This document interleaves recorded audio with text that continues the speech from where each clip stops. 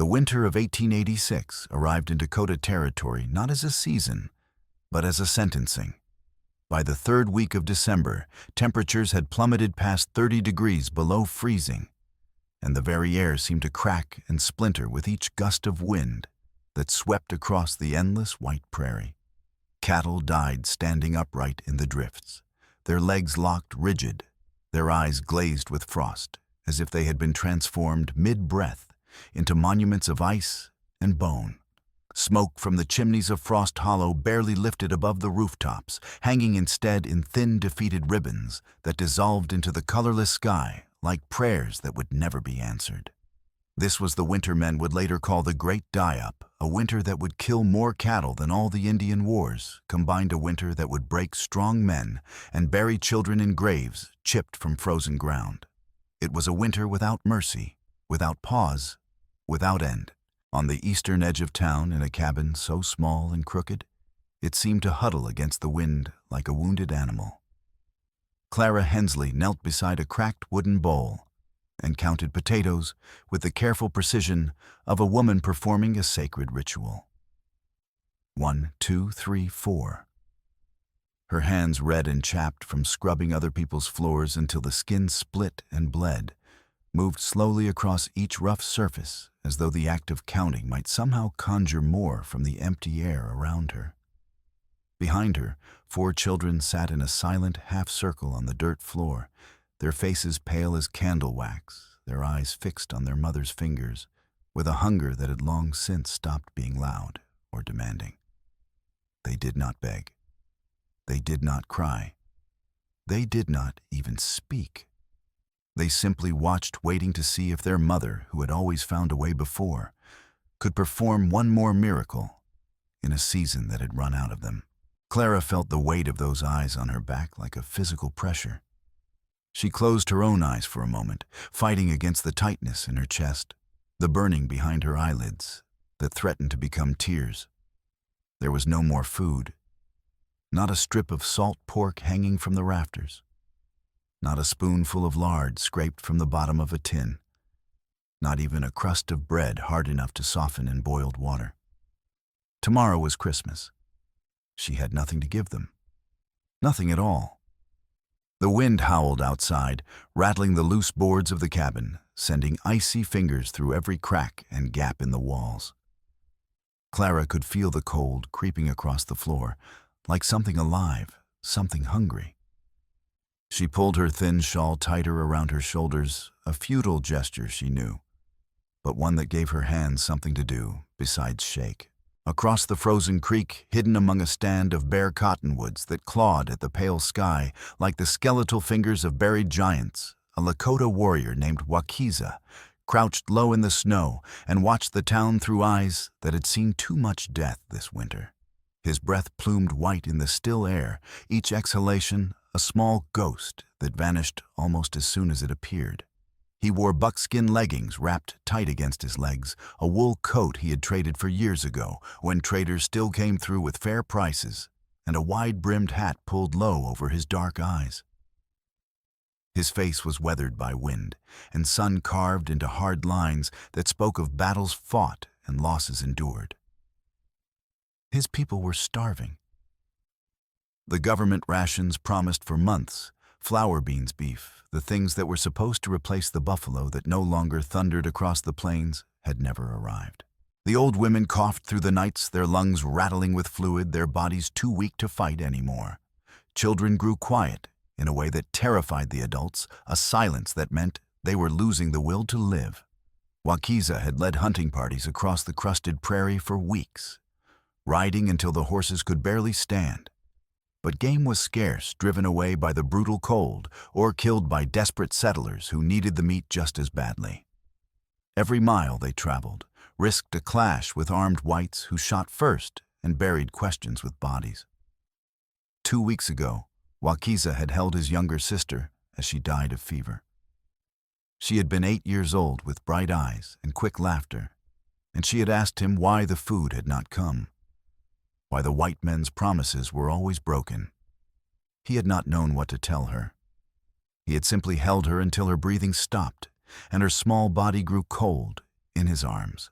But today, as Wakiza studied the town through the screen of bare branches, his gaze fixed on the wide porch of Kavanaugh's mercantile, and what he saw there made his jaw tighten and his hand curl slowly into a fist.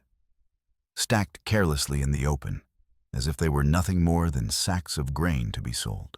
At market were flour sacks, stamped with a blue government crest, the same mark that should have been on rations stored in the Lakota warehouse 2 miles north, not piled outside a white man's shop like trophies of theft. That was his people's food. That was the food his sister had died waiting for. The winter would kill someone first, the immigrant family huddled in their cabin, with 4 pairs of eyes, watching an empty bowl, or the Lakota shivering in their lodges along the river, with old people coughing up blood. Wakiza decided in that moment, watching the stolen flour sacks gleam in the weak winter light, that he would not wait to see which. He rose from his crouch, snow falling silently from his shoulders like shed feathers, and began moving toward the edge of the town, his moccasins making no sound on the frozen ground. Frost Hollow was a hard, ugly little town carved out of the Dakota prairie by men who had run out of better options and better dreams. One muddy street now buried under a foot of crusted snow that had been packed down by wagon wheels and boot prints into a treacherous sheet of ice stretched between a handful of clapboard buildings that looked as though they had been thrown up in haste and never properly finished. There was a livery stable that reeked of manure and rotting hay, even in the dead of winter. A small church with a crooked steeple that tilted slightly to the left, as if bowing under the weight of unanswered prayers. A saloon that never closed its doors, no matter how cold the night or how empty the street.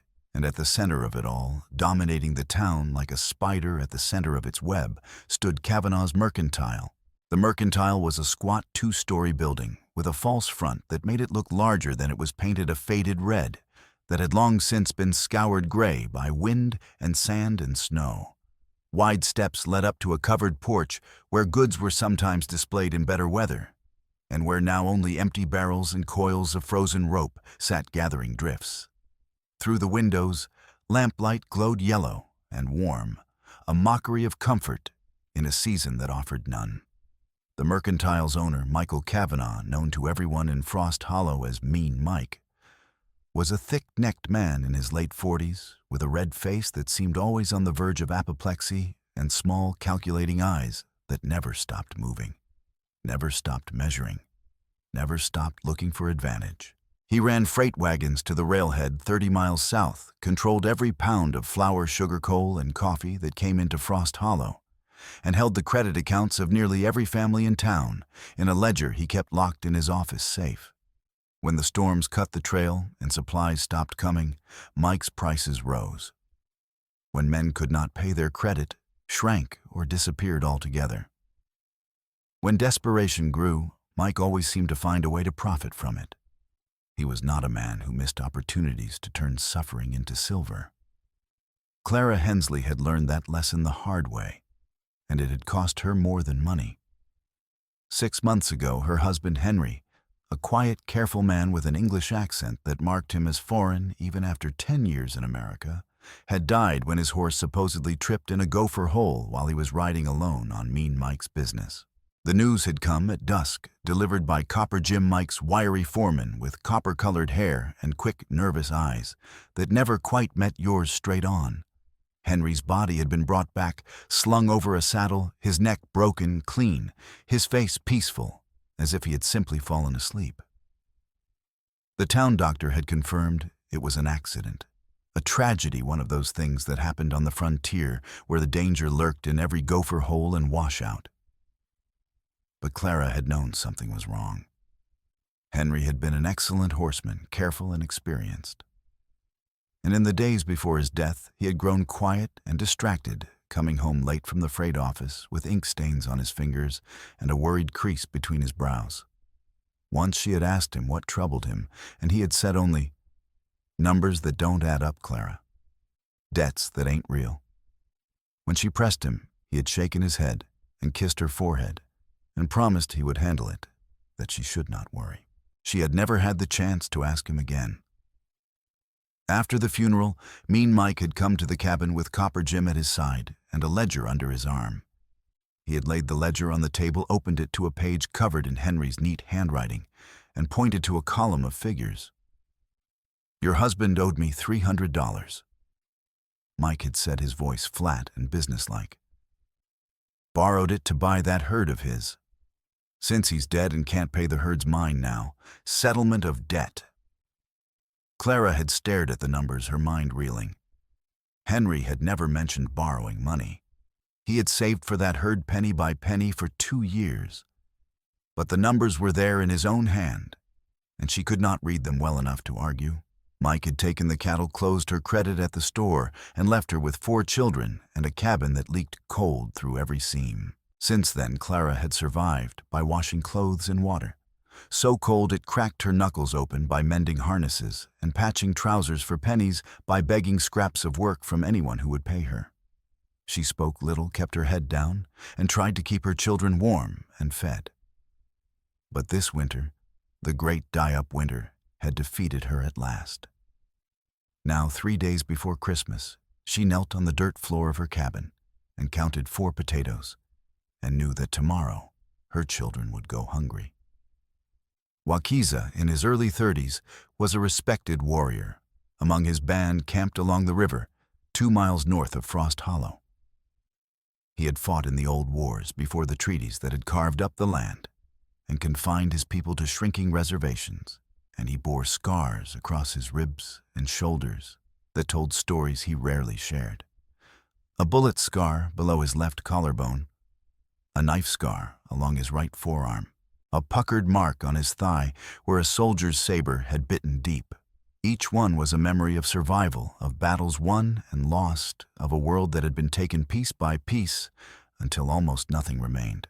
The great die-up had hit the Lakota even harder than it had hit the white settlers. Cattle promised by treaty compensation for the buffalo that had been slaughtered by the thousands left to rot on the plains while their hides were shipped east had died in the drifts, their frozen carcasses dotting the land like gravestones, marking the death of promises. The government rations that were supposed to feed the people through the winter had not arrived. The agent at the reservation office claimed the shipment had been raided by hostiles on the trail from Stone Bridge, that there was nothing he could do until spring when new supplies could be sent. But Wakiza knew a lie when he heard one.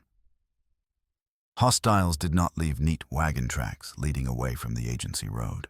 Hostiles did not stamp their stolen goods with government seals and sell them in town. His people were dying. The old women coughed through the nights, their lungs filling with fluid as pneumonia took hold. Children grew listless and quiet, their bellies swollen with hunger, their eyes too large in their thin faces. Wakiza had led hunting parties across the frozen prairie, riding for days through cold so intense it burned the lungs with each breath, but game was scarce. The deer had moved south. The rabbits huddled in their warrens. The antelope had been hunted out by desperate settlers. Every mile they traveled risked a confrontation with armed whites who saw any Indian away from the reservation as a threat. 2 weeks ago, Wakiza had held his younger sister Winona as she died. She had been 8 years old, bright and curious, the kind of child who asked endless questions and laughed at everything. The fever had come quickly, burning through her small body like fire through dry grass. She had grown delirious, calling for their mother who had died years before, asking why the food had not come, why the white men always broke their promises. Wakiza had held her and sung the old songs, the ones their mother had taught them, but it had not been enough. She had died just after dawn, her body growing cold in his arms, while outside the wind howled and the snow fell, and the world went on without her. He had wrapped her in his own blanket than the one their mother had made, and buried her in ground so frozen he had to build a fire to soften it enough to dig. And as he stood over her grave, watching the snow cover the fresh earth, he had made a promise no more children would die for white men's lies, not if he could help it. Now, on a gray afternoon, 3 days before Christmas, Wakiza walked into Frost Hollow with a single bundle of pelts slung over his shoulder beaver and mink-good furs that should trade well, and a determination to see for himself where the stolen food had gone. Two men in Frost Hollow occupied a strange, uncomfortable space between the world of white settlers and the world of the Lakota. Sheriff Daniel Keene was a broad-shouldered man in his 40s, with perpetually muddy boots and a face that looked as though it had been carved from weathered wood. He had come west after the big war, the one that had torn the nation apart, hoping to find peace in the empty spaces of the frontier. Instead, he had found different battles, smaller, but no less brutal. He tried to keep the peace through patience, rather than gunfire, through dogged persistence, rather than quick draws. He was more stubborn than clever, more fair-minded than brave. But he believed in the law, with a kind of quiet, unshakable faith that surprised people who mistook his deliberate manner for weakness. Dr. Elijah Hart was a tired, gray-haired physician from Boston who had come west 15 years ago to escape failures he never spoke about. His hands shook slightly when he worked a tremor that had grown worse over the years. But his diagnoses were sound, and his heart, though weary, remained generous.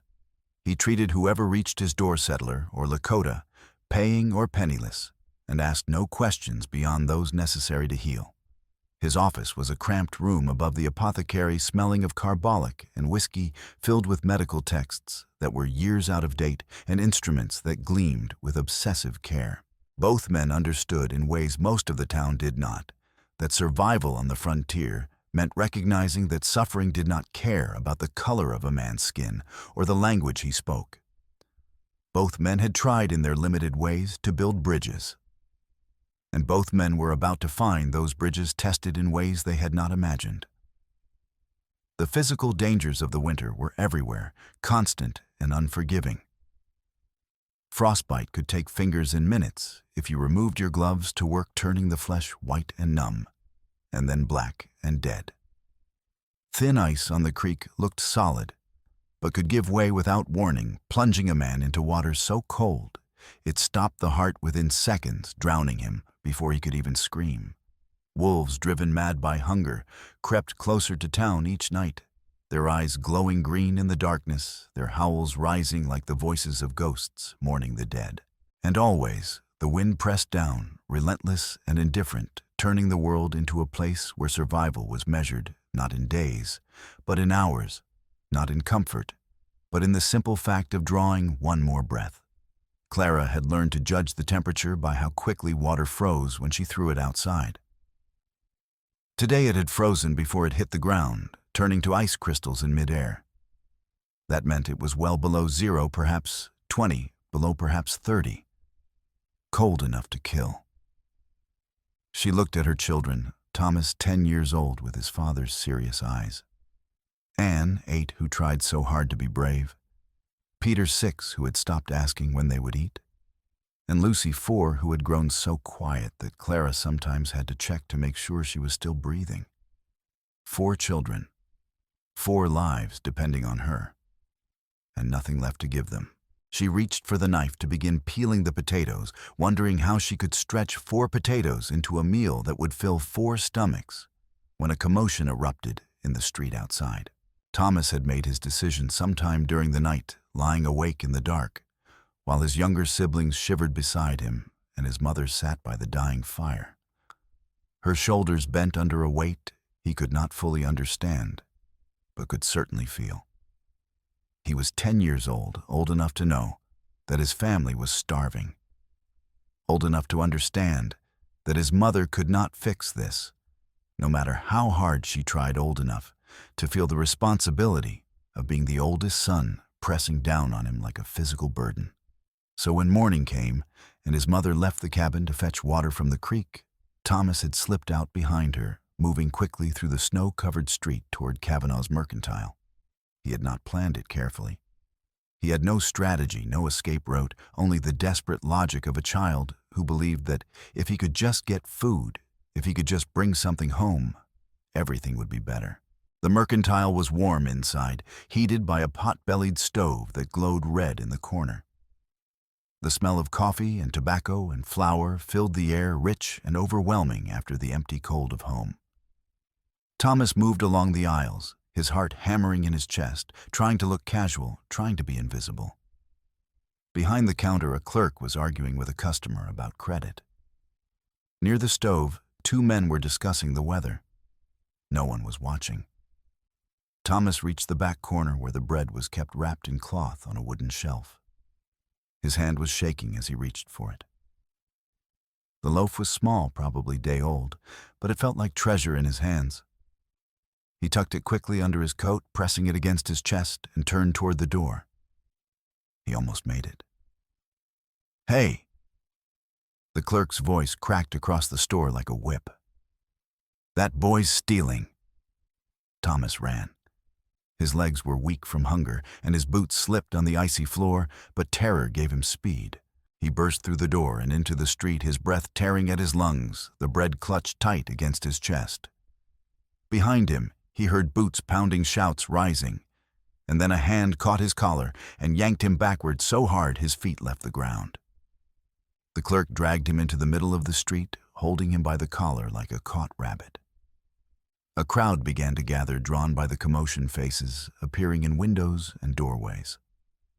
Mean Mike Cavanaugh strode out of his office, his face already red with anger, his heavy boots crunching in the snow. "What's this?" Mike demanded, his voice carrying across the square. "Caught him stealing bread, Mr. Cavanaugh," the clerk said, shaking Thomas slightly for emphasis. Mike's small eyes fixed on the boy, then flicked to the bread, visible under his coat. A slow, ugly smile spread across his face. He reached down and yanked the bread free, holding it up for the crowd to see. "Stealing," he announced loudly. "Plain as day. Thieving runs in some families, I guess." He dropped the bread in the snow and pulled a leather strap from his belt, the kind used for sharpening razors, thick and heavy. "You want to eat my bread, boy," he said, his voice dropping to a dangerous growl. "You work my yard till you're big as a horse, or I beat you till you wish you were dead. Your choice." Thomas stood frozen, his eyes fixed on the strap, his mind blank with terror. He had seen Mean Mike beat a man once for talking back, had seen the welts, and Blood had heard the screams. He could not move, could not breathe. "Please." Clara's voice cut through the cold air as she ran from the church steps, her skirt whipping around her legs, her face white with fear. "Please, Mike, don't. It's my fault, not his. We haven't eaten since yesterday. Please, I'm begging you."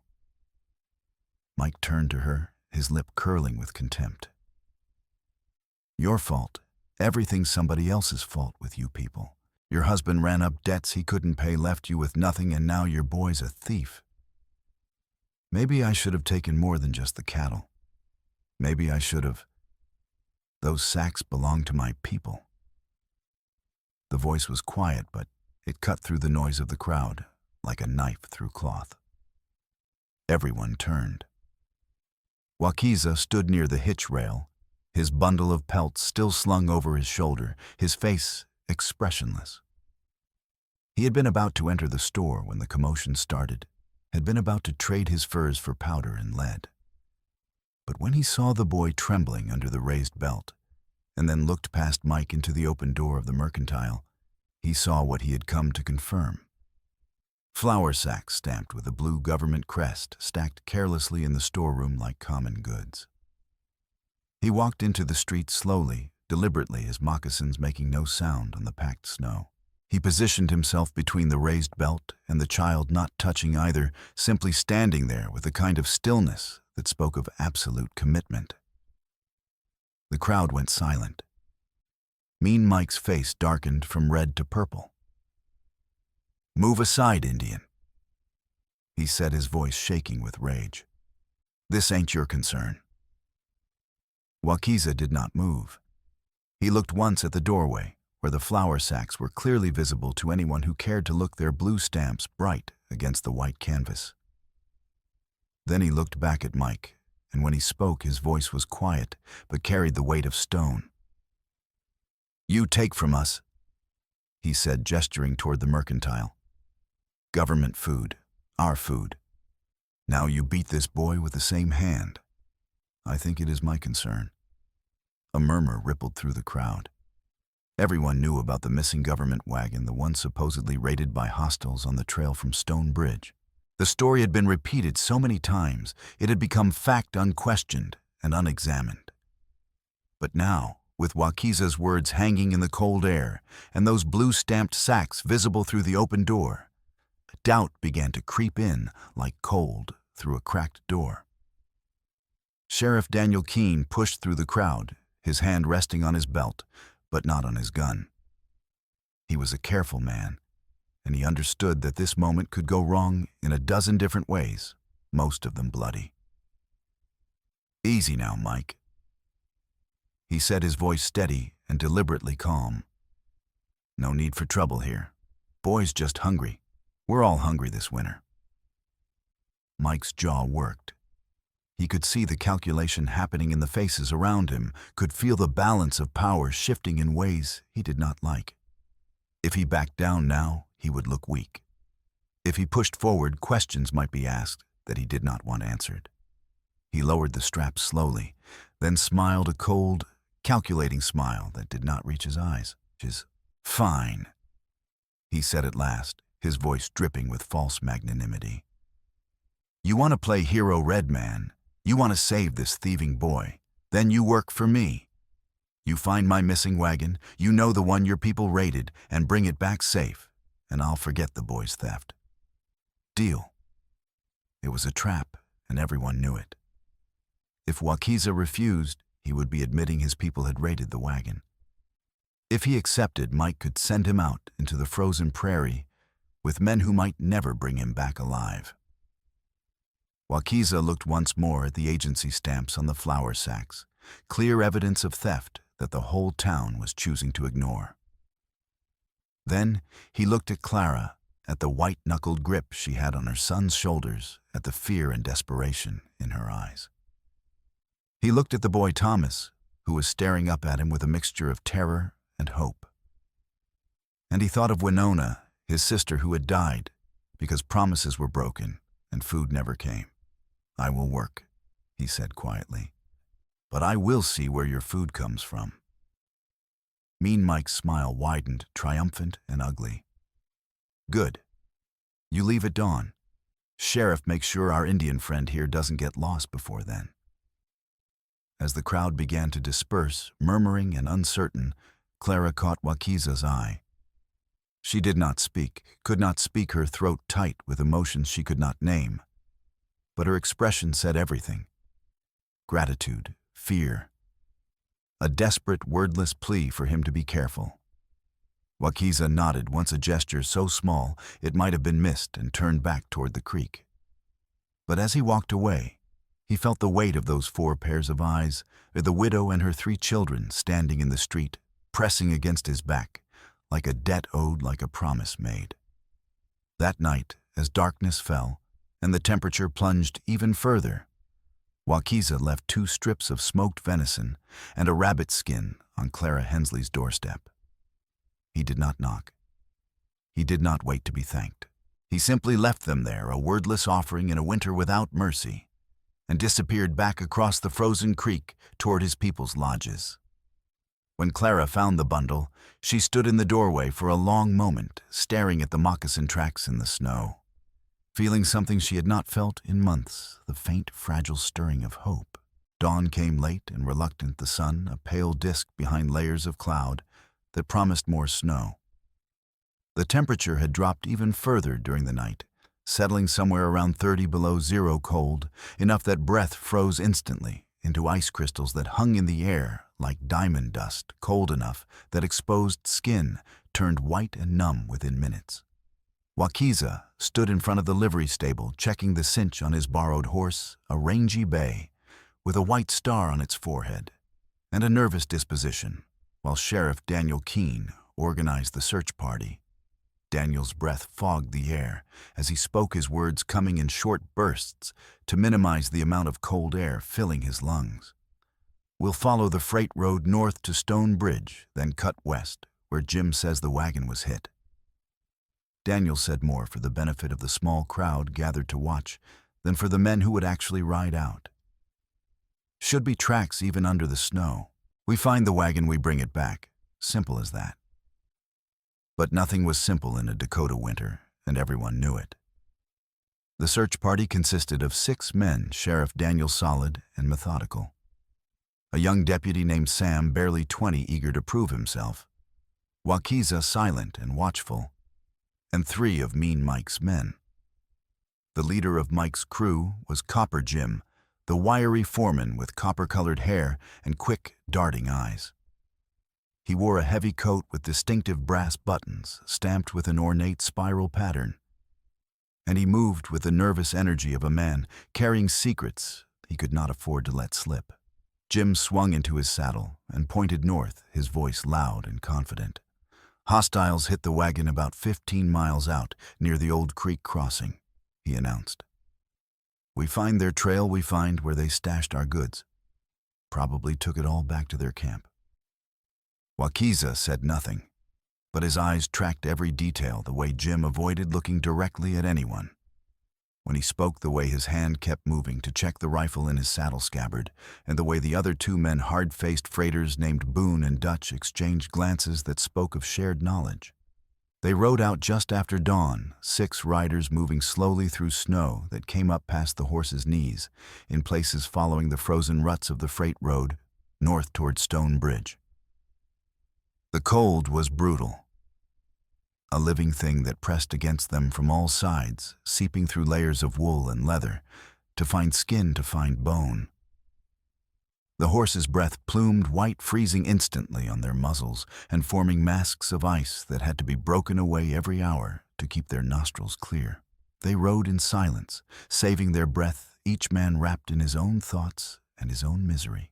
The land stretched around them, flat and white and empty, broken only by occasional rises and the dark lines of creek beds choked with snow.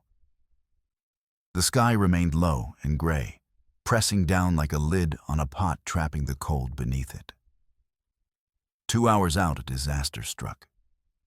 One of the horses, Dutch's mount, a stocky gray, stepped into a hidden patch of ice beneath a drift and went down hard, its left foreleg snapping with a sound like a pistol shot. The animal screamed, a sound of pure agony that echoed across the frozen prairie, thrashing in the snow and trying desperately to rise on 3 legs. Dutch dismounted and stood over his horse, his face grim. "Gotta put him down," he said, drawing his revolver. No one argued. A horse with a broken leg was a dead horse, and leaving it to freeze or be torn apart by wolves was crueler than a bullet. Dutch pressed the barrel against the horse's head just behind the ear and fired. The shot cracked loud in the still air. And then there was only the wind, relentless and cold. The horse lay still in the snow, steam rising from its body like a departing spirit. They redistributed the gear, loading Dutch's saddle and supplies onto the other horses, and Deputy Sam gave up his mount so Dutch could ride. Sam would ride double with Copper Jim, an uncomfortable arrangement that slowed them down and made the horses work harder in the deep snow. They continued north, but the mood had shifted. Death had touched the party, even if it was only a horse, and everyone felt it. They were hours from town, miles from help in cold that could kill as surely as any bullet. As they rode, Wakiza studied the ground with the careful attention of a man who had spent his life reading the land's stories. The freight road was clear enough, a wide path beaten down by countless wagons over the years, but as they approached the area where Copper Jim claimed the ambush had occurred, Wakiza began to see things that did not match the story. There were wheel ruts, yes, but they did not show signs of a panicked escape or a sudden stop. There were hoof prints, but they were shod horses, American cavalry, or freight horses, not the unshod ponies the Lakota rode. And most telling of all, There was a set of wagon tracks that veered away from the main road, angling west toward a line of low hills tracks that looked deliberate and careful, not desperate. Wakiza reined his horse to a stop and pointed toward the diverging tracks. "Wagon went there," he said quietly, his breath fogging the air. Copper Jim barely glanced at the tracks. "Just another freight," he said quickly, too quickly. "Probably from weeks ago. We follow the main road north. That's where the hostiles would have taken it." Sheriff Daniel, his face red from the wind, looked between the two men. He was not a tracker, had never claimed to be, but he knew when something did not sit right. He studied the tracks Wakiza was pointing to, then looked at Jim's face, at the tension around his eyes, at the way his hand kept moving to his rifle. "Won't cost us more than an hour to check," Daniel said slowly. "If it's nothing, we'll know. If it's something, we'll have found it." Jim's jaw tightened, a muscle jumping in his cheek. "Waste of time," he muttered, but he did not argue further. To argue too much would raise suspicions he could not afford. They turned west, following the faint wagon ruts toward the hills. The land grew rougher, cut by frozen draws and scattered with rocks that jutted from the snow like broken teeth. The horses struggled their legs, punching through the crust and sinking deep their sides, heaving with effort. Once Deputy Sam's horse, carrying double weight, nearly went down in a hidden wash, and only a desperate grab at the saddle horn kept both riders from being thrown into a crevice that could have killed them both. The sun, what little of it could be seen through the clouds, was beginning its early descent toward the horizon when they reached a narrow ravine lined with cottonwoods. And there, half hidden under a tangle of brush and canvas coated with snow, sat a wagon. Copper Jim cursed under his breath, a low, vicious sound. "Well, I'll be," he said, as if genuinely surprised. "How about that?" But Wakiza was already dismounting, his movements careful and deliberate. He walked to the wagon and brushed snow from the canvas with his gloved hand. Beneath it, crates filled the wagon bed, their sides stamped with blue ink that stood out sharp and clear against the white canvas. U.S. Indian Agency, rations. Sheriff Daniel climbed down stiffly, his legs, numb from hours in the saddle, and peered into the wagon. His breath caught. "By thunder," he muttered, his voice tight with anger and something like shame. "This ain't no raid. This is plain theft." The other men gathered around, their faces reflecting various degrees of surprise and guilt. Boone and Dutch exchanged glances, their expressions carefully neutral, the faces of men who knew more than they were saying. "Must have been stashed here, temporary-like." Copper Jim said, his voice too loud, too confident, before the hostiles could move it. But even as he spoke, Wakiza was moving away from the wagon, toward a small structure tucked against the side of the ravine, an old mine shack, its walls made of rough-cut timber, its door hanging crooked on leather hinges. Something about the shack drew his attention, some instinct honed by years of survival, telling him that the real story was not in the wagon, but in whatever had been left behind. He pushed the door open and stepped inside, Sheriff Daniel close behind him. The interior of the mine shack was dark and bitterly cold, the air thick with the smell of old smoke, damp earth, and something else, something like fear and secrets. What little light came through the single grimy window fell in dusty shafts across bare floorboards. A rusted stove, cold and dead, in the corner, a rough bunk built against one wall. Wakiza moved carefully through the space, his eyes adjusting to the gloom, looking for anything that might explain why this shack, why this particular place.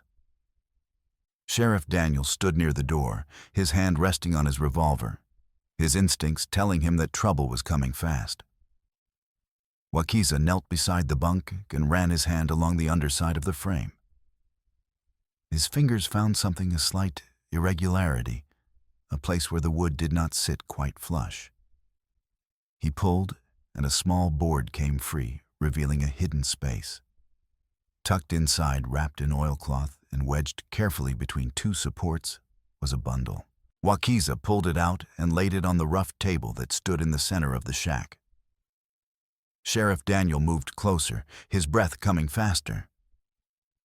Inside the oilcloth were 3 items: a worn leather journal with a broken spine, a newer ledger with a stiff cover, and folded inside the journal's back cover, a single brass button stamped with an ornate spiral pattern. Daniel picked up the journal with trembling hands and opened it carefully. The handwriting was neat and precise, distinctly English in its careful formation of letters. He recognized it immediately. "This is Henry's," he said quietly, his voice barely above a whisper. "Clara's husband." Wakiza leaned over his shoulder, his body tense, as Daniel began to read aloud by the faint light from the window. The early entries were mundane notes about freight schedules, weather conditions, weights, and measures. But as the pages progressed, the entries grew more troubled, more questioning. Henry had been keeping 2 sets of records, the official freight logs he submitted to Mean Mike and his own private observations of discrepancies. March 14th, 1886. 3 crates of flour short in the warehouse. Mike says they were delivered to Stone Bridge, but I saw them loaded onto Jim's personal wagon. Asked about it.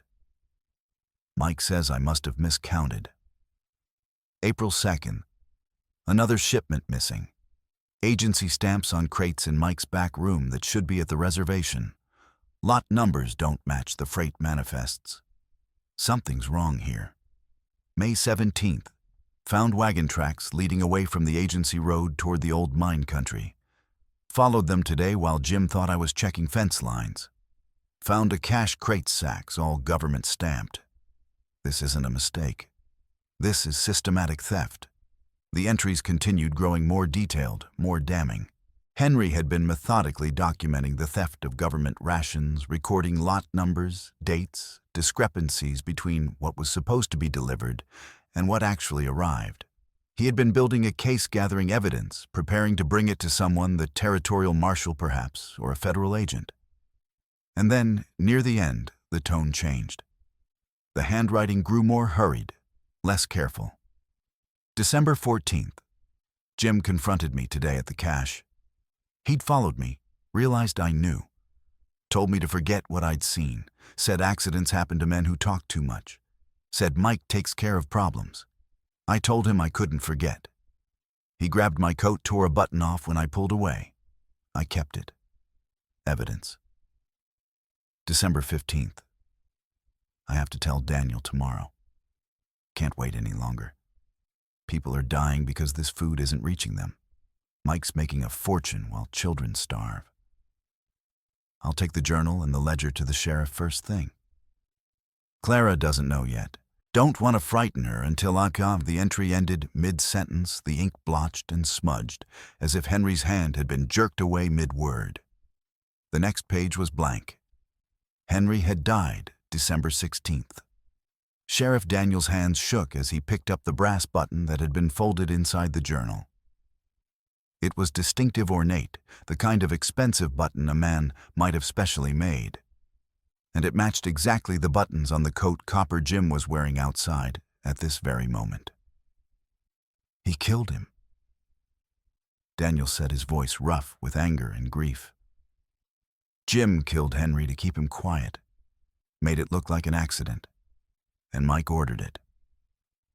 Wakiza said nothing, but his jaw was tight, his eyes hard. He picked up the ledger and opened it. Inside were columns of numbers in a different hand, Mike's accounting coded, but not coded enough. False shipments, inflated prices, freight that supposedly went to the reservation, but actually went to Mike's store, lot numbers that matched exactly the stamps on the crates sitting in the wagon outside. The whole operation laid out in Mike's own careful records, kept because men like Mike could not resist documenting their own cleverness.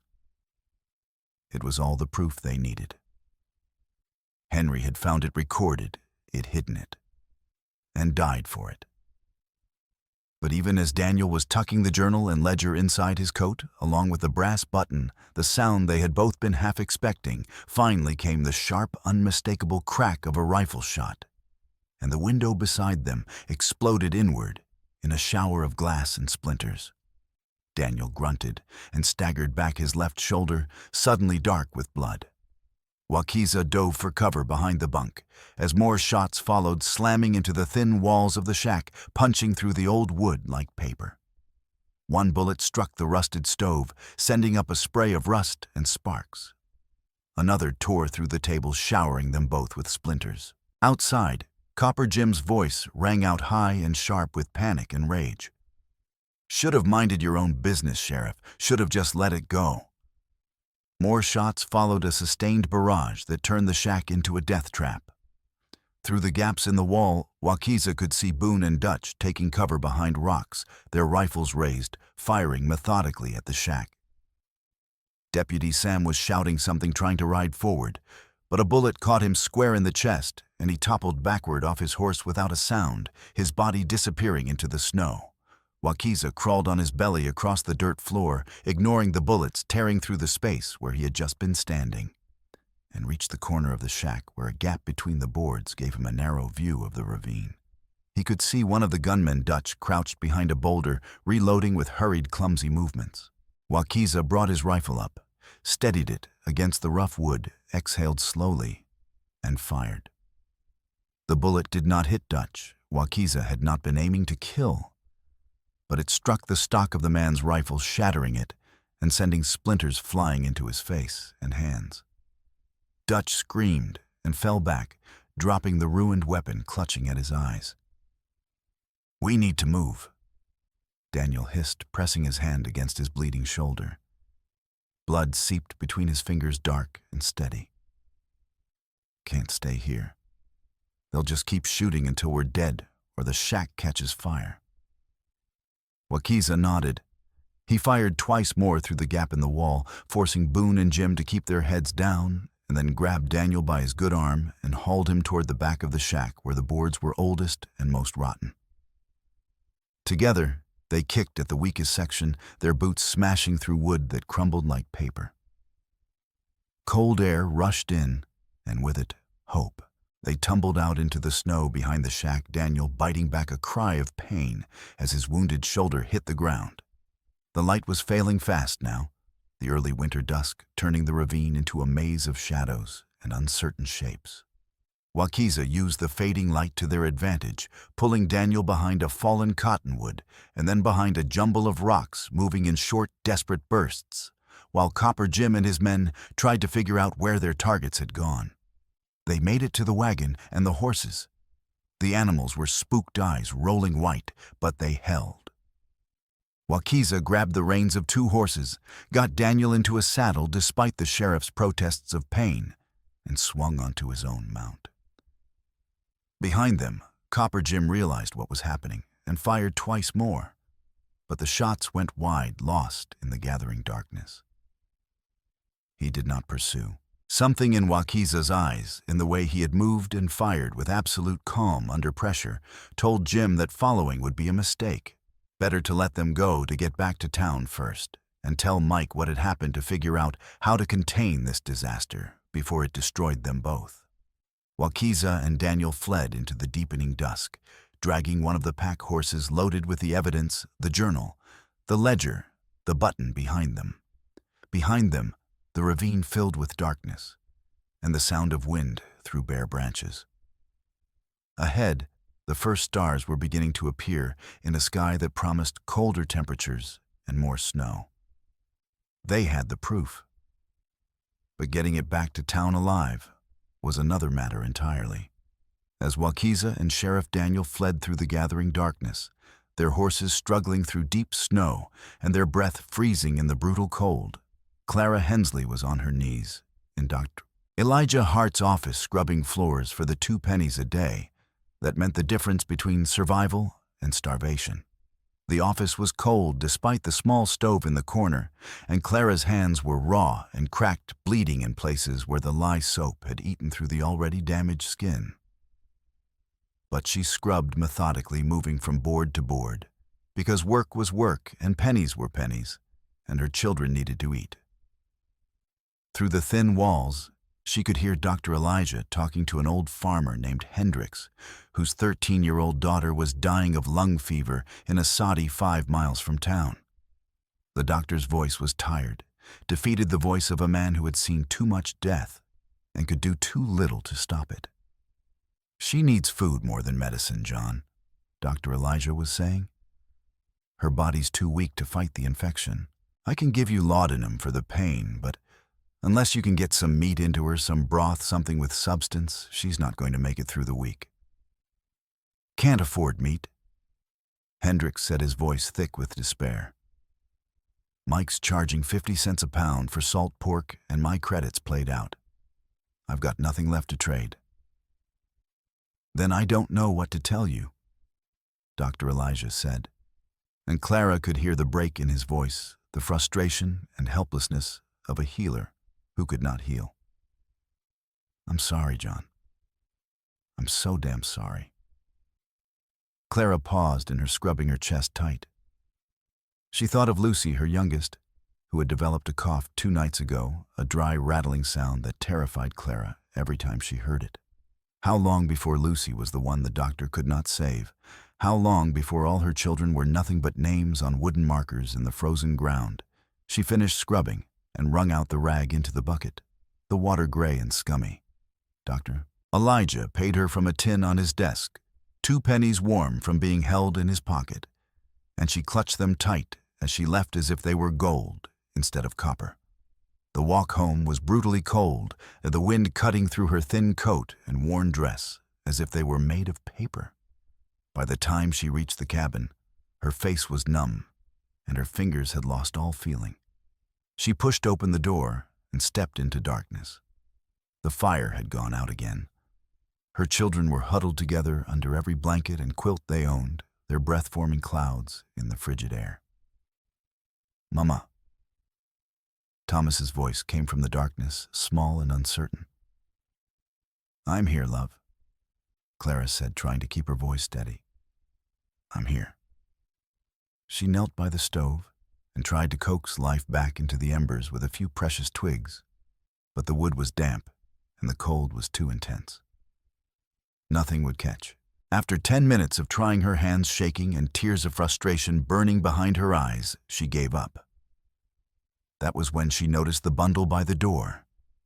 It was larger than the first one, wrapped in canvas this time, instead of oilcloth. Clara opened it with trembling hands and gasped. Inside were 4 strips of dried meat elk from the smell, a small sack of cornmeal, and tucked at the bottom a bundle of dry kindling wrapped in birch bark, the kind that would catch fire even in the dampest conditions. In the snow outside, barely visible in the twilight, were fresh moccasin tracks leading back toward the creek. Clara's hands shook as she carried the bundle inside. She did not know why the Lakota warrior was doing this, did not understand what she had done to deserve such kindness from a stranger. But as she finally got the fire lit with the dry kindling and began to heat water for a thin stew made with the cornmeal and meat, she felt something she had not felt in a very long time. Not just gratitude, though there was that. Not just relief, though there was that too. But something deeper, more fundamental, the recognition that, in a winter without mercy, in a world that seemed designed to grind the weak into dust, someone had seen her family's suffering and chosen to act. Someone had risked the anger of the town, the disapproval of both his people and hers, to leave food at her door. Someone had cared whether her children lived or died. That night, as her children ate their small portions of stew, and the fire finally warmed the cabin enough that they could breathe without seeing their breath, Clara allowed herself to cry, not from despair, but from something she could not quite name, something that felt almost like hope. Wakiza and Sheriff Daniel did not reach Frost Hollow that night. The darkness came too fast, the cold too intense, the horses too exhausted. They were forced to take shelter in a narrow draw where the banks cut the wind, huddling with the horses for warmth, Daniel's wounded shoulder wrapped in strips, torn from Wakiza's shirt and packed with snow to slow the bleeding. They did not dare light a fire. Copper Jim and his men might still be behind them, and a fire would be visible for miles across the flat white prairie. So they sat in darkness and cold that felt like it might kill them before morning, their backs against the bank, their bodies pressed together for whatever warmth they could share. "Why are you helping us?" Daniel asked at one point, his voice thick with pain and exhaustion. "Your people have every reason to hate mine. We took your land, killed your buffalo, broke every treaty we ever made. Why risk your life for a white town that would just as soon see you dead?" Wakiza was silent for a long moment, his breath fogging the air, his face invisible in the darkness.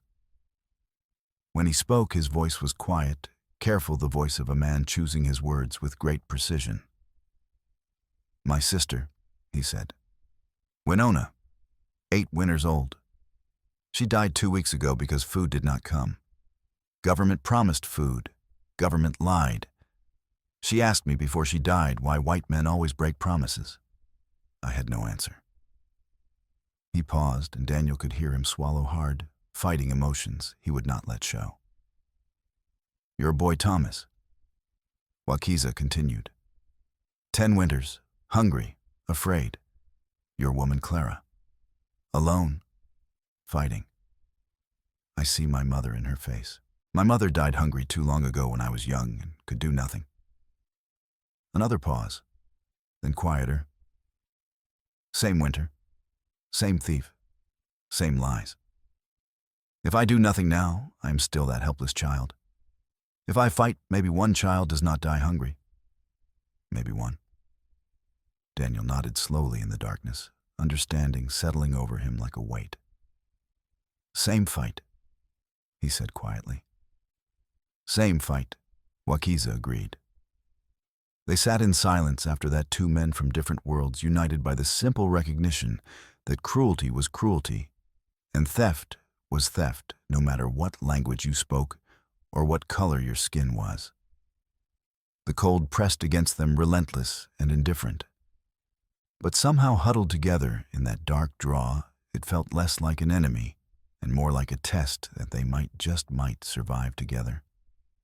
Dawn came slowly, reluctantly, the sun a pale smudge behind clouds that had grown thicker during the night. Fresh snow had fallen, covering their tracks, which was both blessing and curse. It would hide their trail from Copper Jim, but it would also make the journey back to town even more difficult. They rode on, Daniel swaying in the saddle from blood loss and exhaustion, Wakiza leading both horses and scanning constantly for danger. The land around them was silent, except for the crunch of hooves in snow and the harsh rasp of their breathing. No birds, no animals. Just white emptiness stretching in every direction under a sky that promised more snow, more cold, more death. They were perhaps 3 miles from Frost Hollow, close enough to see the faint smudge of smoke from the town's chimneys on the horizon, when the storm hit. The blizzard came from the north like an army, fast and brutal and without warning. One moment the air was merely cold and still. The next wind was howling at 60 miles an hour, driving snow so thick that visibility dropped to less than 10 feet. The temperature plunged even further, and the wind chill turned the air into something that could kill exposed skin in minutes. Wakiza grabbed the reins of Daniel's horse and pulled both animals close, shouting to be heard over the wind. "We keep moving, stop now, we freeze." Daniel nodded, his face gray with pain, and cold, his wounded shoulder a constant agony that threatened to pull him down into unconsciousness. But he stayed in the saddle through sheer stubborn will, because he knew that if he fell now, he would die. They pushed forward, the horses struggling through drifts that came up to their chests, their sides heaving, their breath freezing instantly into masks of ice that caked their muzzles. Every few minutes, Wakiza had to stop and break the ice away from the horses' nostrils so they could breathe. His own face was raw and bleeding from the wind-driven ice crystals, his hands numb inside his gloves. Behind them, unseen in the white chaos, Copper Jim and Boone Dutch had been left behind, his face too torn up to ride, were also fighting their way toward town. They had guessed correctly that Wakiza and Daniel would try to bring the evidence back to Frost Hollow, and they knew that Mike would want them dead before they could reach the safety of the town. The blizzard gave them cover for murder. They caught up with Wakiza and Daniel at the edge of town, where the land flattened out and the wind had less mercy.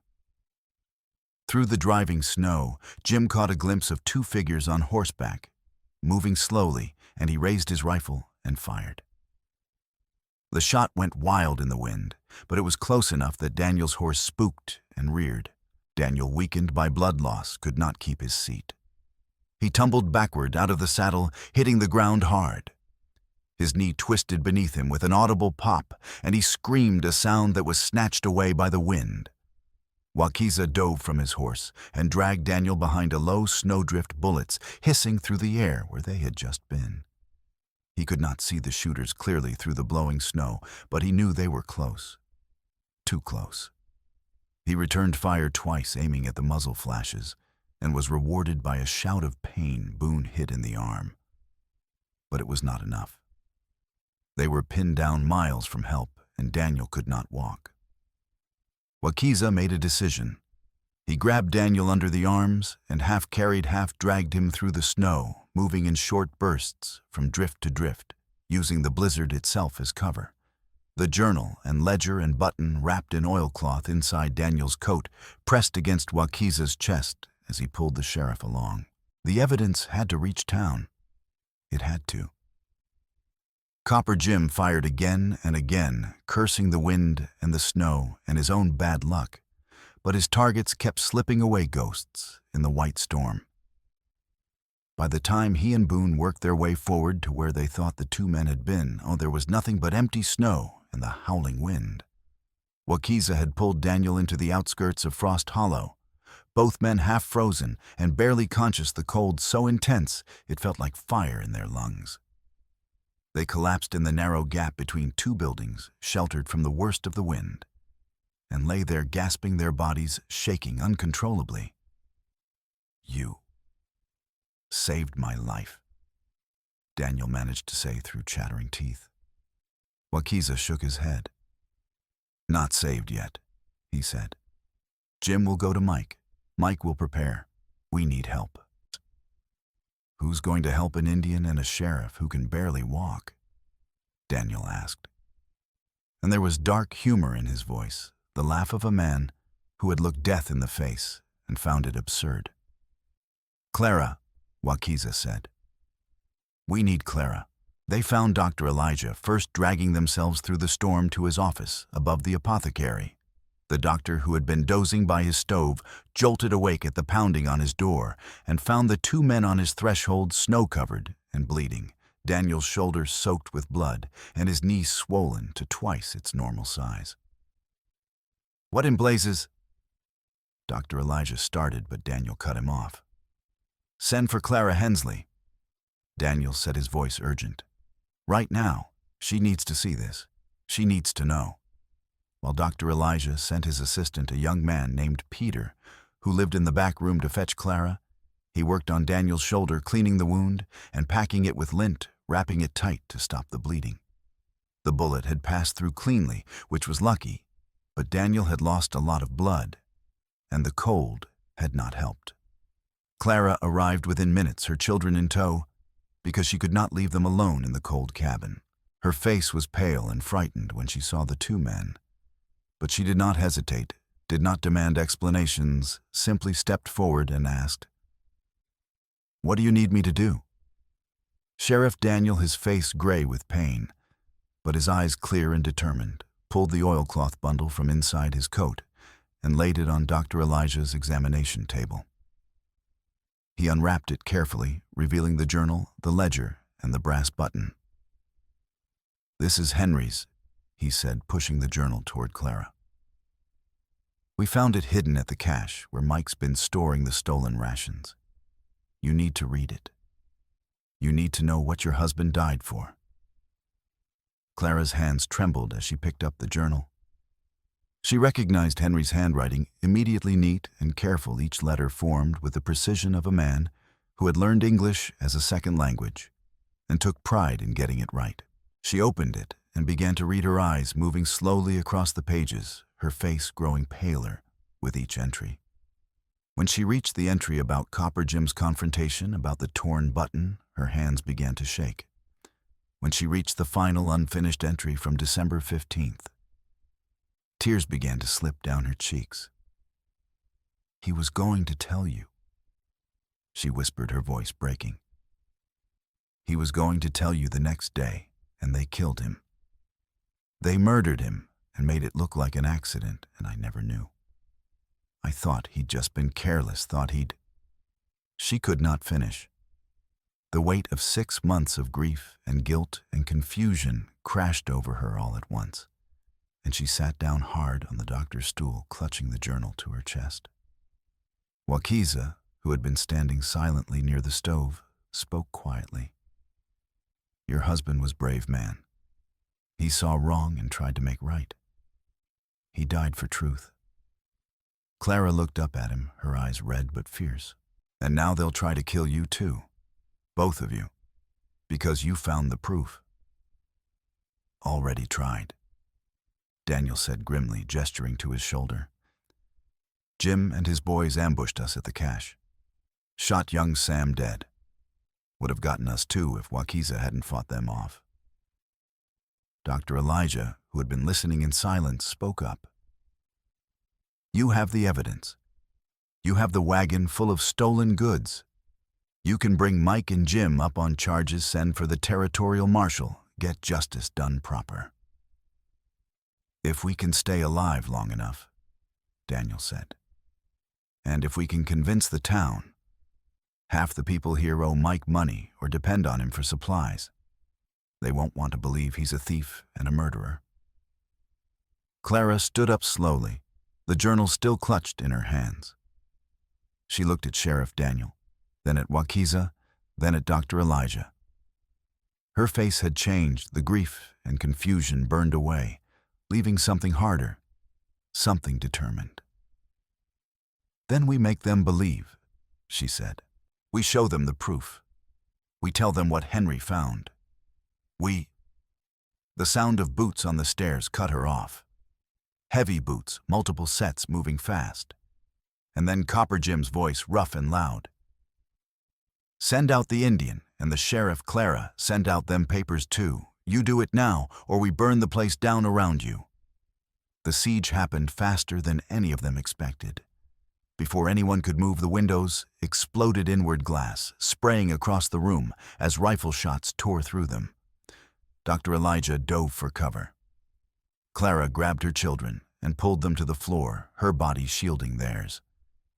Wakiza and Daniel, moving on pure instinct despite their wounds, took positions on either side of the door, weapons drawn. "Jim!" Daniel shouted. "This is the law talking. Stand down, or I'll see you hang for murder and theft." Jim's laugh was ugly, echoing up the stairwell. "You ain't the law no more. Daniel, Mike's got the town locked up tight. Anybody helps you dies. Now send out them papers and the Indian, or we come in shooting."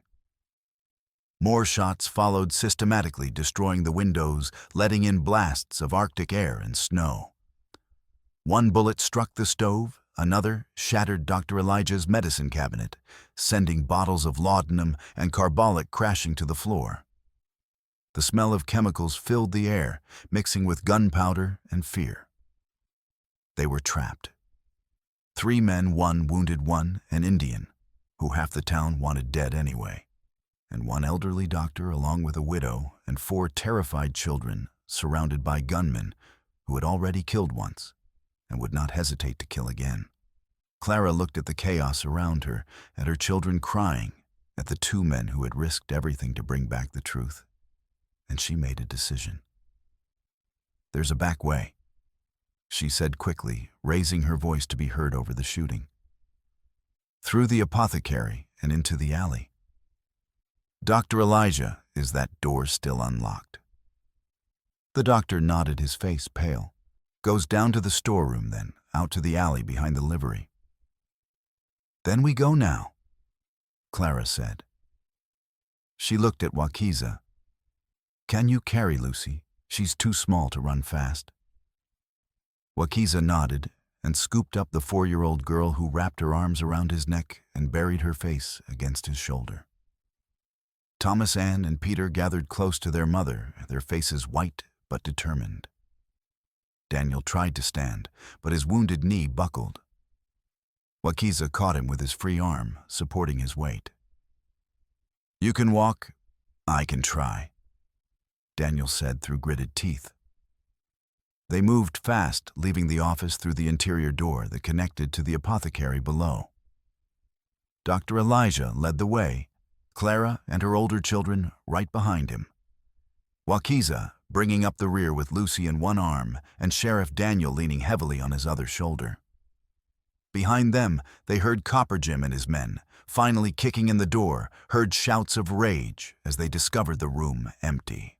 But by then, the group was already slipping through the storeroom and out into the alley, into the full fury of the blizzard that had become both enemy and ally. The wind hit them like a fist, driving snow so thick they could barely see 2 feet ahead.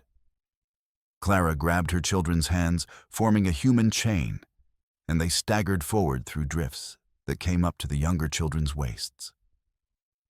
"Where are we going?" Dr. Elijah shouted over the wind.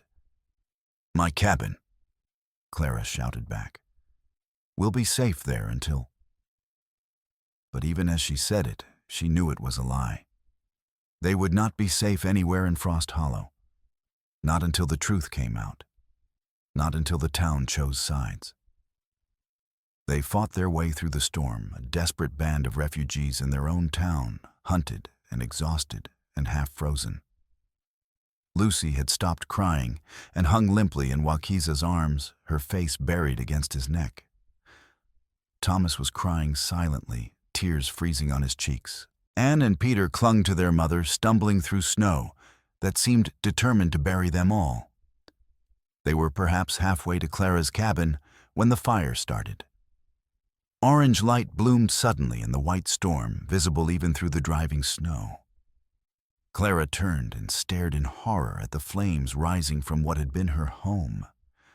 Mean Mike had given the order, and his men had carried it out. If the fugitives would not come to them, they would burn them out, destroy what little they had, make sure there was nowhere left to hide. Clara stood in the snow watching her home burn, watching everything she had left of Henry and their life together turn to ash and smoke. And something inside her broke and reformed into something harder, something that would not bend or break again. "No more running," she said, her voice steady despite the tears freezing on her cheeks. "No more hiding. We go to them. We show them the truth. Right now." "They'll kill us, Doctor," Elijah said, but his voice held admiration rather than fear. "Maybe," Clara said, "but not before they hear what Henry found. Not before the whole town knows what Mike and Jim have done." She turned to Wakiza. "You saved my son. You brought us food when we were starving. You risked everything for people who gave you nothing but suspicion and hate. Why?" Wakiza looked at her, his dark eyes steady despite the chaos around them. "Because someone must," he said simply. "Because if no one stands, then evil wins. My people know this. Your people know this. Same truth."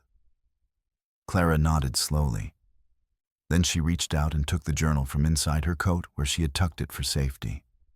She held it up the leather cover, dark against the white snow, Henry's final words protected inside. "Then we stand," she said. "Together." But they could not go to the town empty-handed. Words alone, even words in Henry's own handwriting, would not be enough against Mean Mike's influence and money. They needed the physical evidence, the wagon full of stolen goods with its government stamps, clear and undeniable. "The wagon," Daniel said, reading Clara's thoughts. "We need to get the wagon back from the ravine. With both the papers and the goods together, they can't deny it." "It's miles out," Dr. Elijah said. "In this storm, we'll freeze before we get there." "Then we better move fast." Clara said. They changed direction, fighting their way through the storm toward the edge of town, where the freight road led north. Behind them, Frost Hollow was in chaos. Mean Mike had gathered his loyalists, men who owed him money or depended on him for work. Men who were more afraid of him than of the law, and was organizing a posse to hunt down the fugitives. The whole town was choosing sides, often without fully understanding what the sides were. The storm was a blessing in this. At least it hid their movements, made tracking impossible, gave them time to reach the ravine where the wagon waited. But it was also trying to kill them. The cold was beyond brutal now, beyond anything Clara had ever experienced. Her face was numb, her hands useless even inside her gloves. The children were stumbling, barely able to keep moving. Wakiza, despite carrying Lucy and supporting Daniel, seemed to be holding up better than anyone, his body conditioned by years of survival. In conditions like this, his will unbreakable. When Thomas stumbled and fell for the third time, too weak to rise, Wakiza handed Lucy to Anne and knelt beside the boy. He pulled off his own wool scarf, a precious item in this cold, and wrapped it around Thomas's face, then pulled the boy close and rubbed his arms and legs, vigorously forcing circulation back into frozen limbs. "You are brave," Wakiza said quietly, his face close to Thomas's. "Like your father. But brave means knowing when to ask for help. You understand?" Thomas nodded, teeth chattering. "Good. Now you ride on my back. Save your strength. We need you strong when we get to town." He lifted Thomas onto his back and the boy's arms around his neck and continued forward as if the extra weight was nothing. Clara, watching this, felt something shift inside her, something that had been frozen and guarded beginning to thaw. They reached the ravine as full darkness fell. The wagon was still there, partially buried now under fresh snow, but intact. The two men Mike had left to guard it, changed out for fresh men hours ago, were huddled under the canvas, half frozen and miserable, their loyalty to Mike overcome by their desire not to die in the cold. When they saw Wakiza and Daniel approaching with weapons drawn, they did not fight. They simply raised their hands and asked not to be left out here to freeze. Dr. Elijah, his heart too soft for frontier justice, agreed to let them walk back to town if they swore not to interfere. They swore and disappeared into the storm without looking back. Getting the wagon out of the ravine in the storm was nearly impossible. The horses were exhausted, the snow was deep, and there were not enough hands to push. But they tried anyway because there was no other choice. They harnessed the remaining horses, and everyone who could push did push: Clara, Dr. Elijah, Thomas, and Anne, even Daniel leaning his weight against the tailgate despite the agony in his knee. Wakiza positioned himself at the lead horse's head, talking to the animal in his own language, his voice calm and steady, and somehow impossibly reassuring. And slowly, inch by inch, the wagon began to move. They hauled it up out of the ravine, everyone slipping and struggling in the snow, fingers frozen to the wood muscles screaming with effort. When the wheels finally rolled onto level ground, Clara collapsed to her knees in the snow, sobbing with exhaustion and relief and something like triumph. "Now," she said, her voice hoarse but determined, "we take it to town. We show them everything. And we make them choose." They entered Frost Hollow from the north, the wagon creaking slowly through the storm, its silhouette strange and ominous in the swirling white. The town was in chaos. Clara's burning cabin had drawn people into the street despite the cold, and word had spread that Sheriff Daniel and the Indian were trying to destroy Mean Mike, that they had stolen something, that someone was dead, that everything was falling apart. Mean Mike stood in the center of the street, in front of his mercantile, surrounded by a dozen armed men. More townspeople filled the boardwalks and pressed against windows drawn by the fire, and the commotion uncertain which way to turn. When Mike saw the wagon approaching, his face went from red to purple. He raised his arm, and his men raised their rifles, a wall of gun barrels pointing at the wagon, and the exhausted group walking beside it. "That's far enough," Mike shouted. "That wagon's mine, stolen by hostiles and recovered. You got no right to it." Clara Hensley stepped forward away from the wagon, away from her children, and walked alone into the open space between the two groups. She carried Henry's journal in her hands, held out in front of her like a shield or a weapon. This wagon was never stolen by Lakota. She shouted, her voice carrying across the square with surprising strength.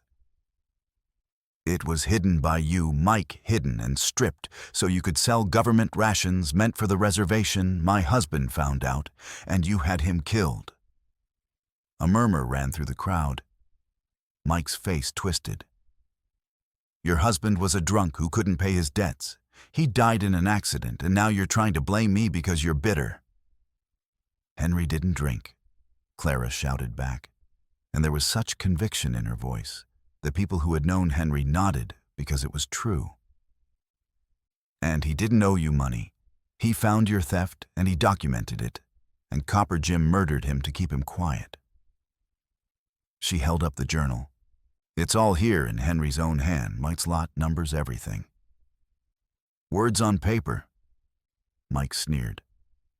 "Could be anything, could be lies written after he died." "Then explain this." Sheriff Daniel, supported by Wakiza, limped forward.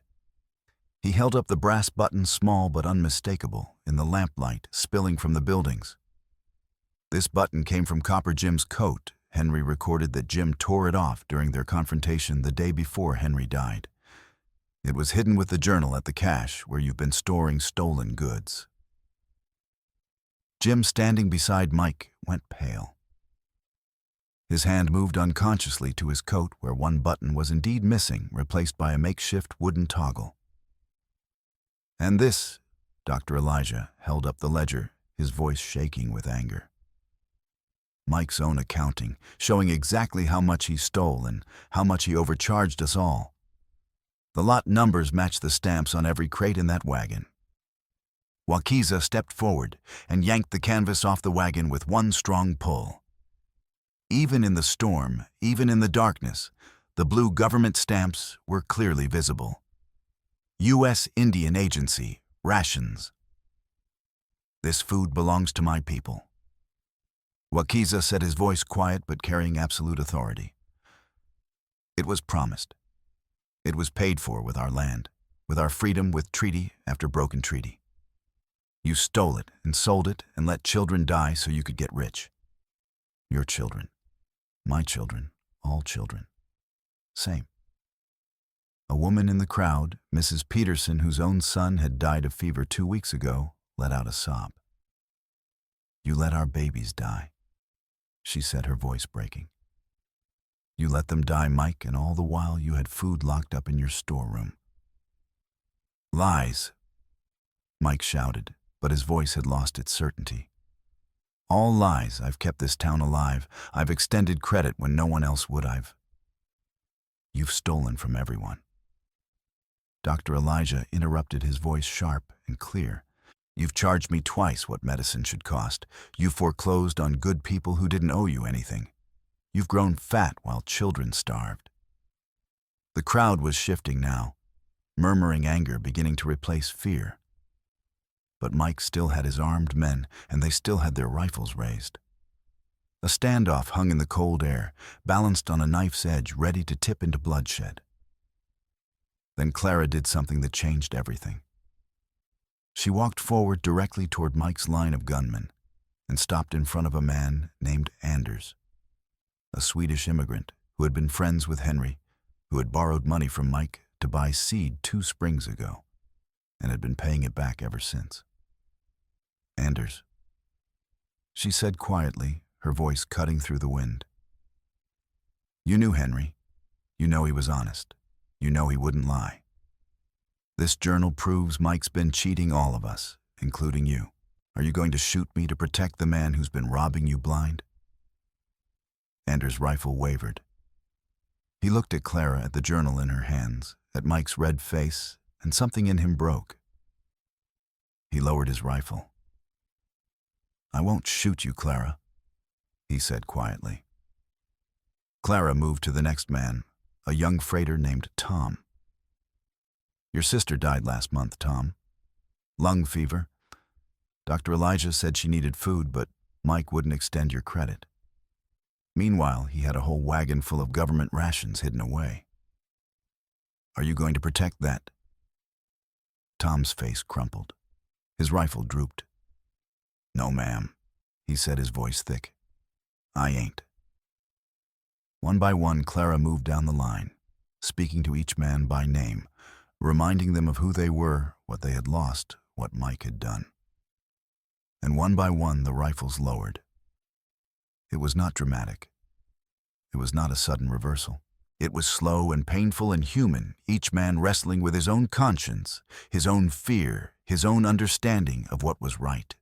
But by the time Clara reached the end of the line, every rifle was pointed at the ground, and Mean Mike stood alone, his power broken by the simple act of one widow telling the truth.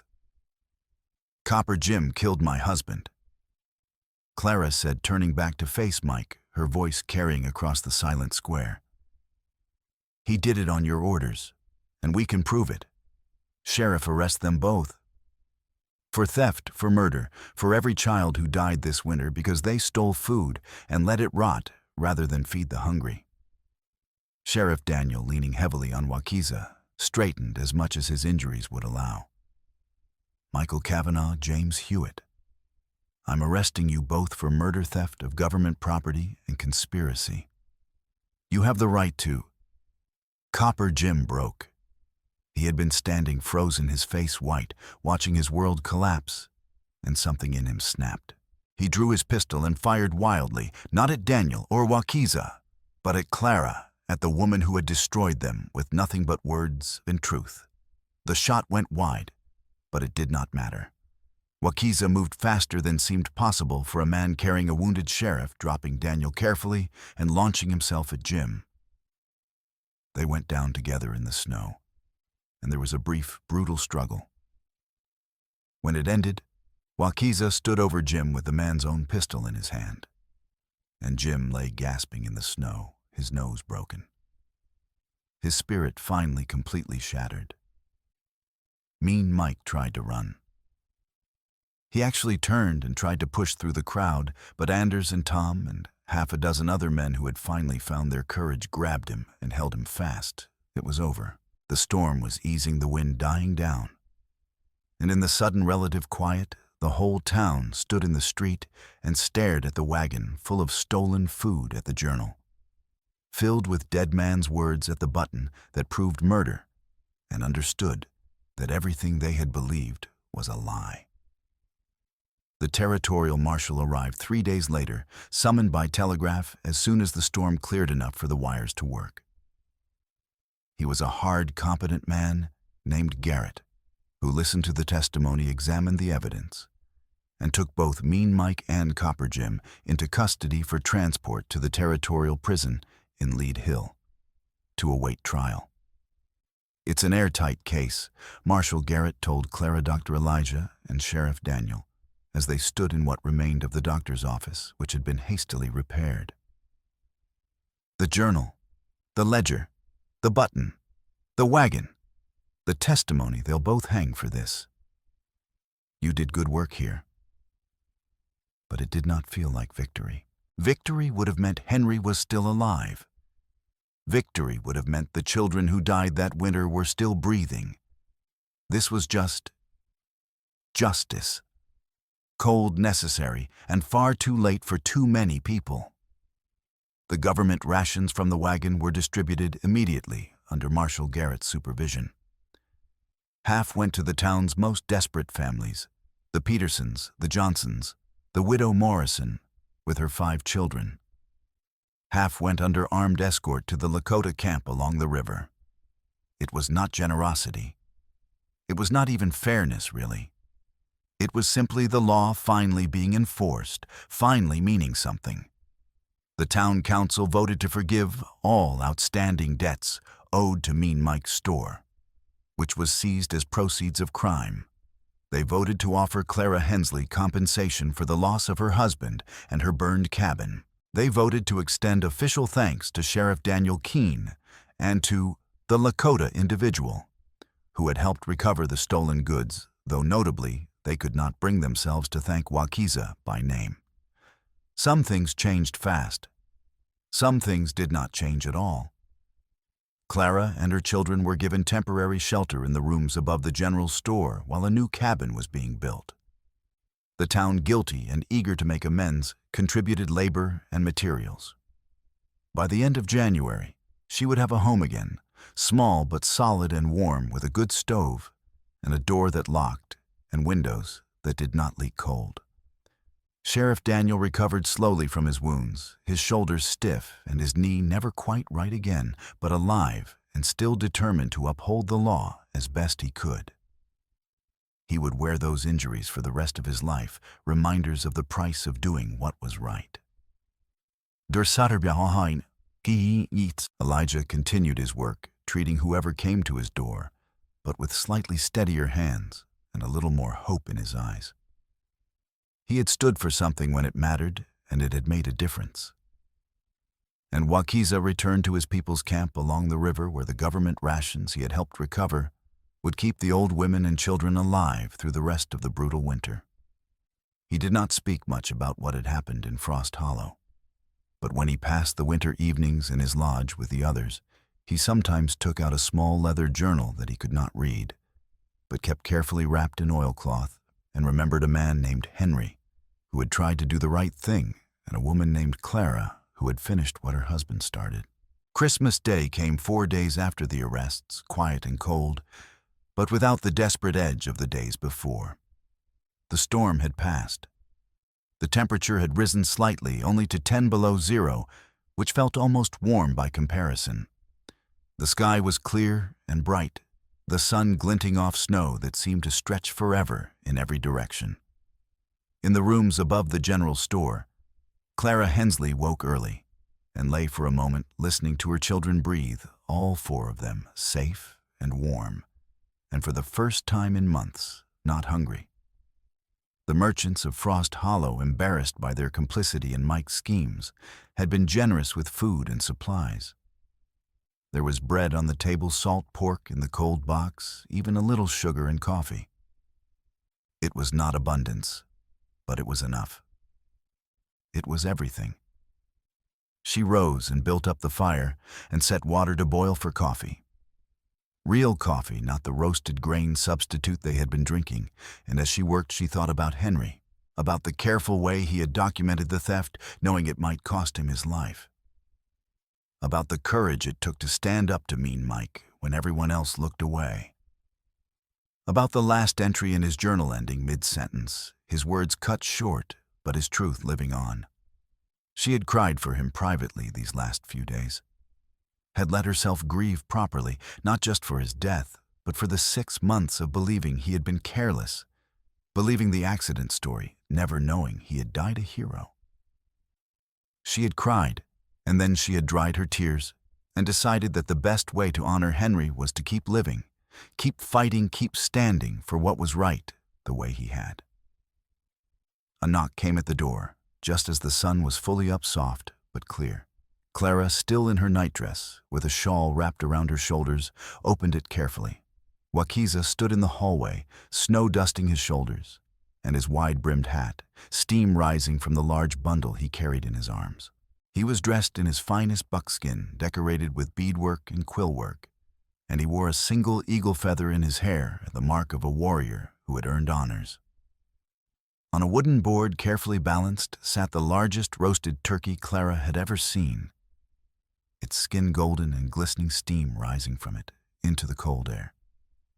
The smell was overwhelming, rich and savory, and impossibly wonderful. "From your people to mine," Wakiza said quietly, his breath fogging the air. "And from mine, back to yours. Christmas gift, family gift." Clara stared at the turkey, then at Wakiza, her eyes filling with tears. Behind her she heard the children waking, heard their gasps of surprise and wonder. "You hunted this?" she asked, her voice barely above a whisper. Yes, and also first fair portion of government rations reached my people. We share. Sharing is Lakota way. Also, he paused, his face grave. Also way to honor your husband. He fought for my people when no one else would. He died for truth. This is how we honor such men.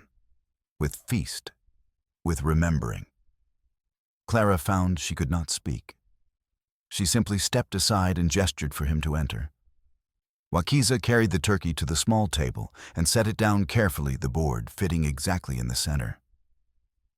The children gathered around, staring, Thomas reaching out to touch the golden skin, and then pulling his hand back as if afraid it might disappear. Will you stay? Clara asked. While we cut it, it's too much for us alone. And you should be here. You're part of this. Part of everything. Wakiza hesitated. He was aware of the risk of the town's eyes, of the whispers that would start if he stayed, of the careful balance between his people and the settlers that could be upset by too much familiarity.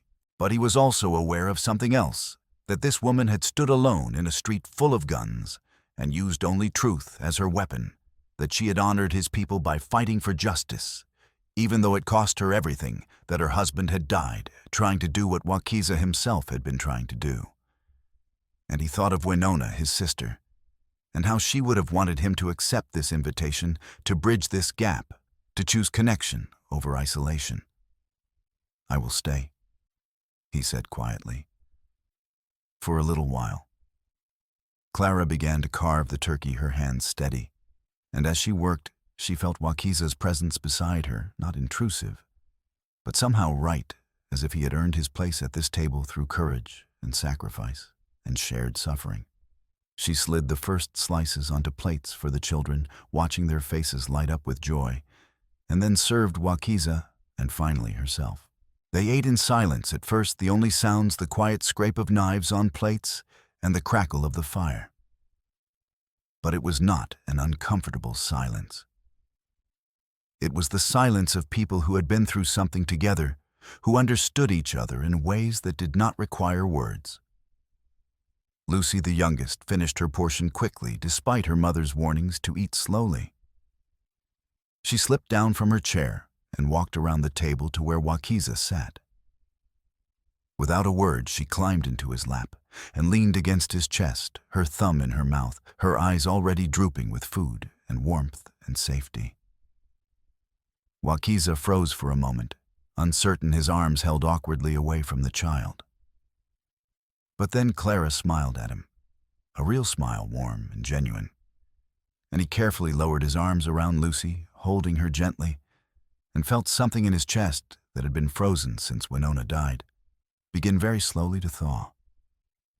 Thomas watched this, his face serious. Then he said, "Thank you for stopping Mean Mike from hitting me, and for helping Ma, and for..."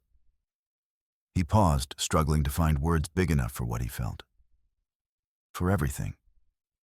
You are a brave boy," Wakiza said. "You took food to save your family. That is warrior's heart. Your father would be proud." Thomas's eyes filled with tears, but he blinked them back and nodded. Clara reached into her apron pocket and pulled out something small and worn Henry's pocket watch, and the one he had carried every day, its brass case polished smooth by his hands over years of use. She held it out to Wakiza, her hand steady despite the weight of what she was offering. "Henry would have wanted you to have this," she said softly. "He believed in doing what's right, even when it costs you everything. You proved that matters. You proved he didn't die for nothing. You honored what he stood for, and you saved my family. It's not enough, but it's what I have. A way to remember. A way to say thank you." Wakiza looked at the watch for a long moment, understanding the significance of what was being offered. A man's pocket watch was not just a tool. It was a symbol of his time, his life, his mortality. To give it away was to trust someone with a piece of that life to include them in the circle of memory and honor. He took the watch carefully, his rough fingers gentle on the smooth brass. "I will keep it safe," he said, his voice thick with emotion he did not hide. "And I will remember Henry, and I will remember this day, always." Clara nodded, her own eyes bright with tears. Then she reached across the table, and after a moment's hesitation, placed her hand over his. Wakiza looked at their hands, his dark and scarred, hers pale and work-worn, and did not pull away. They sat like that for a moment, connected across every divide that separated their worlds, united by suffering and courage, and the simple human need to not be alone. Outside, a few townspeople passed by on the street, glancing up at the windows where lamplight glowed warm. Some saw the Lakota warriors sitting at Clara Hensley's table, and their faces tightened with disapproval. But others saw only a family sharing a Christmas meal, and they nodded and moved on their own prejudices, beginning to crack under the weight of what they had witnessed these last few days. The meal lasted another hour, slow and unhurried, filled with small moments, Anne shyly asking Wakiza about his people, and him answering in his careful English, telling stories of hunts and horses and the old days before the treaties. Peter falling asleep with his head on the table, too full and warm to stay awake. Thomas listening intently, storing away every word, every detail, building a memory that would last his whole life. And Clara, watching it all, felt something she had not felt in a very long time, not just survival, but the beginning of healing. Not just existence, but the possibility of a future. When the meal was finally done, and the children were drowsy with food and warmth, Wakiza stood to leave. Clara walked him to the door, Lucy still drowsy in her arms. "Will you come again?" Clara asked. Not just for this, but just to visit, to talk. My children should know someone like you. Someone who stands for what's right even when it's hard. And I..."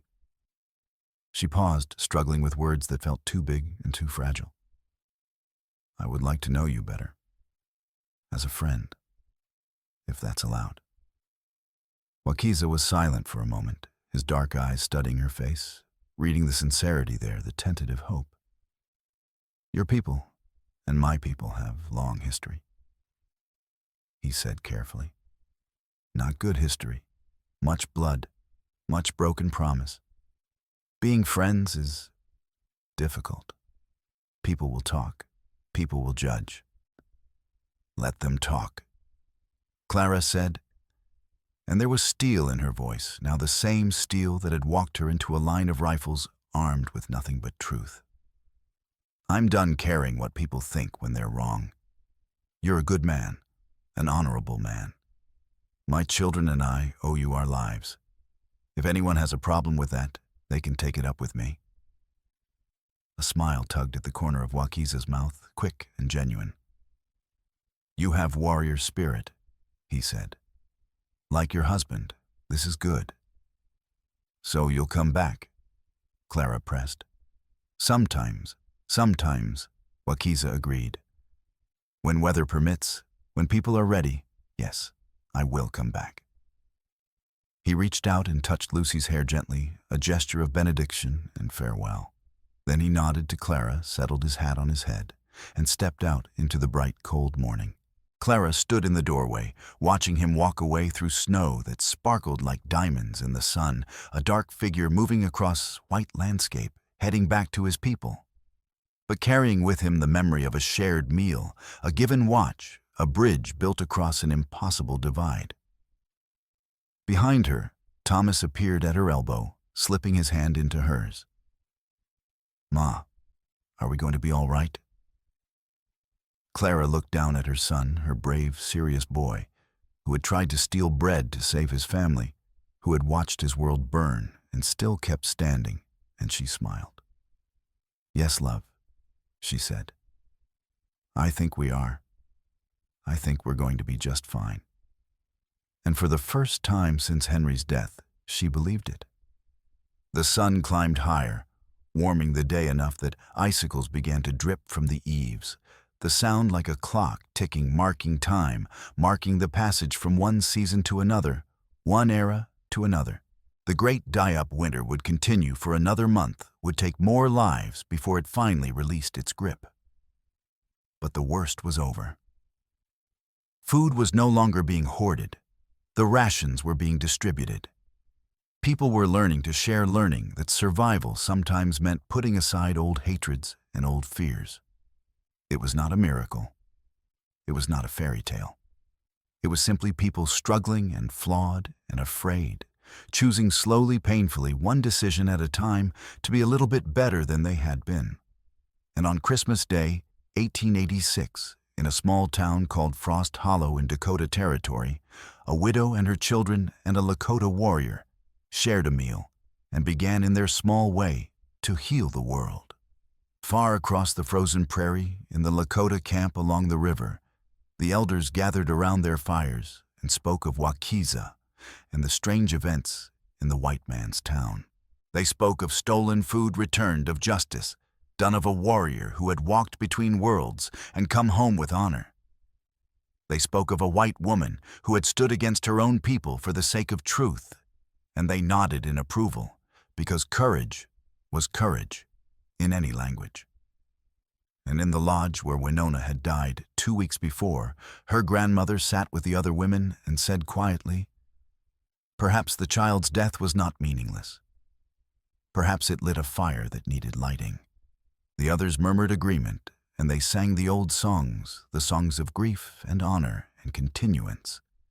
And their voices rose through the smoke hole of the lodge and into the bright, cold sky, joining with the wind and the sun and the endless white prairie.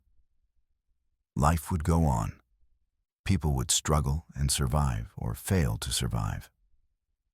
The frontier would remain hard and unforgiving. Prejudice would persist. Injustice would recur. There were no simple solutions, no permanent victories. But on that Christmas day, in the space between one breath and the next, between one world and another, something had shifted. A connection had been made. A bridge had been built. And sometimes, in a winter without mercy, that is enough.